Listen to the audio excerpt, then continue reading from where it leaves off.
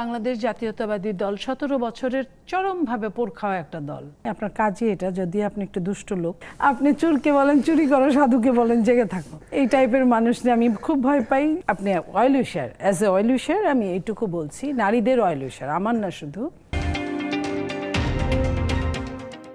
সংরক্ষিত আসনে এমপি আসতে যাচ্ছেন অন্তত 50 জন, এবং এই সংরক্ষিত আসনের এমপি তালিকায় মানুষ আশা করে, আমরা যাদেরকে চিনি এরকম নেত্রীদেরকে। আপনার কি মনে হয় যে এই সংরক্ষিত আসন নিয়ে কিন্তু অনেক সমালোচনা আছে?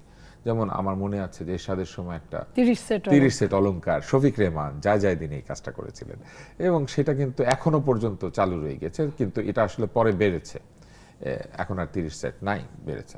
তো কিন্তু অলংকারই কি রয়ে গিয়েছে এই পদগুলি? কেননা আমরা দেখি যে সংসদে যে গত বেশ কিছুদিন যাবৎ যেরকম সংসদই থাকুক, আমরা নারী সদস্যদেরকে খুব একটা গুরুত্বপূর্ণ দায়িত্ব পালন করতে দেখি নাই। তারা কথা বলেন, মাঝে মধ্যে কিছু চান, এলাকা সম্পর্কে কথা বলেন অথবা প্রশংসা করেন।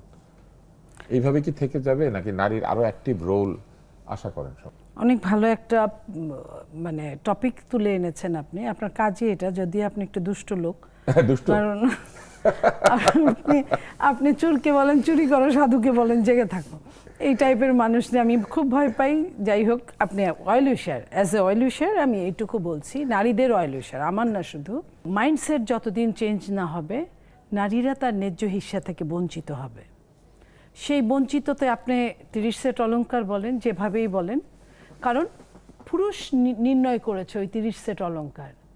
সেদিনও শুদ্ধ ভাষায় আপনার সাথে, আপনি যেদিন পড়েছেন ঢাকা মেডিকেল কলেজে, নিঃসন্দেহে আপনি ভালো ছাত্র, সেদিনও আপনার সাথে কিছু নারীরা পড়তো, তারাও ভালো ছাত্রী, আমাদের চেয়ে অনেকই ভালো ছাত্রী। সেই জায়গায় তারা ওইখানে তাদের মেধার পরিচয় রাখতে পেরেছে, কিন্তু রাজনীতিতে পারে নাই, রাজনীতিতে রাখতে পারে না। আমি যদি আপনাকে, আপনি 30 সেট অলংকারের কথা বললেন, আমি যদি আপনাকে সংসদের 9ম জাতীয় সংসদ, আপনি খুব ভালোভাবে, আপনি ভীষণ মেধাবী, মনে থাকে আপনার অনেক কিছু, সেইখানে বিএনপি সিট পেয়েছিল অনেক কম।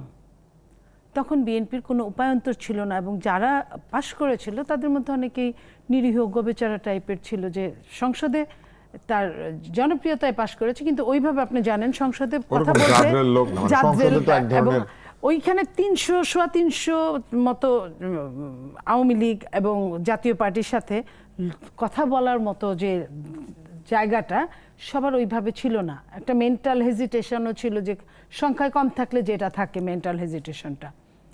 সেইখানে 5টা নারীকে বিএনপি মনোনীত করেছিল। সেই 5টা নারী কিন্তু চেষ্টা করেছিল তাদের সর্বোচ্চ দিয়ে, তার মধ্যে ওয়ান অফ দ্য মি, চেষ্টা করেছিল যে ওই 300 আসনের যে সর্বোচ্চ নেওয়া, জোর করে হোক, যেভাবেই হোক, সংসদ সদস্য, তাদের সাথে ফাইট দিতে, সংসদে কথার ফাইট দিতে, যোগ্যতার ফাইট দিতে। এবং একটা পর্যায়ে আমরা যখন হেঁটে যেতাম, আওয়ামী লীগের এমপিরা বলতো, ও মাগো, আমরা একটু সরে যাই, দূরে যাই। আমরা চেষ্টা করেছি প্রত্যেকটা সমীহ, একটা ভয় মিশ্রিত সমীহ, যে আমরা কোনো ছাড় দিতাম না। এই যে ছাড় দেওয়ার, সংসদে আপনি মনে করেন একদিকে 250 এমপি, মানে মহিলা নিয়ে, আরেক দিকে যদি 30টা এমপি থাকে, 25টা 30টা 35টা এমপি, সেইখানে কাহিনী ভিন্ন। এইবার তো আমি ওইটাই বলছি, আমি যোগ্যতার পরিমাপে, আপনি 30 সেট অলংকারের সাথে আপনি যদি যোগ্যতায় আনেন, সেই দিন বাংলাদেশ জাতীয়তাবাদী দল বিভিন্ন বিশ্ববিদ্যালয় থেকে যে 5টা নারীকে নিয়েছিল, সবগুলো নারী ঢাকা বিশ্ববিদ্যালয়, চট্টগ্রাম বিশ্ববিদ্যালয়, রাজশাহী বিশ্ববিদ্যালয় থেকে নেওয়া ছিল। তারা চেষ্টা করেছে, আমরা চেষ্টা করেছি।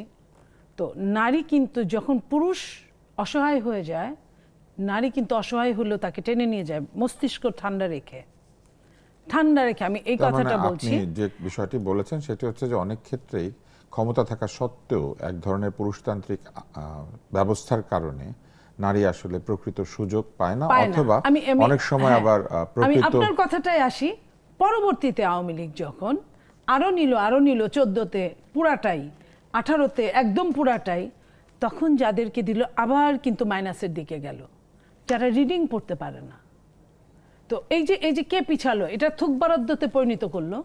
তো এরশাদের সময় তাও 30 সেট অলংকার ছিল একটা লেভেলে, যাদের সঙ্গে কথিত আছে যে elite ভালো লোকজন, সম্পর্ক, হ্যাঁ, ভালো হ্যাঁ, ওই সম্পর্ক, elite এলিট লোকজন। লোকজন, যে কারণে অলংকারের সাথে তুলনা করেছিল। এখানে তো সেটাও করা যায় নাই, তারা কথা বলতে পারে নাই, তাদের যোগ্যতার পরিচয় দিতে পারে না। অথবা যে গান গায়, গান গেয়ে সংসদ গানের জায়গা না, সংসদ নাচের জায়গা না।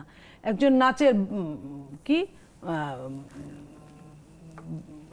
নজরুলের ওটার নাম কি, বাফা বাফা, বাফার নাচের প্রিন্সিপাল, অথবা আপনার গায়িকা, ফোক গানের বড় গায়িকা, এদেরকে নিয়ে, অথবা নায়িকা, ওটা ওই জায়গা না। ওইখানের জায়গা হচ্ছে বাংলাদেশ নিয়ে চিন্তা এইবার করার কি জায়গা। আমরা আবার জাতীয়তাবাদী দলের কাছ থেকে পুরনো সেই বিষয়টি পাবো, অর্থাৎ ওরকম যোগ্য নারীরা আবার আসবে? আমি মনে করি বাংলাদেশ জাতীয়তাবাদী দল 17 বছরের চরমভাবে পোড় খাওয়া একটা দল।